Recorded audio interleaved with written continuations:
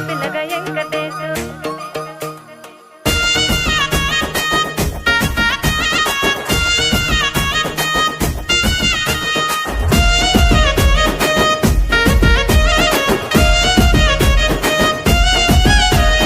చిత్రాల మనసు నాది చిన్నగా పోతుంటావో చూడక పోతుంటావో ఇంట్లో చిన్నదాన్ని నేను చిత్రాల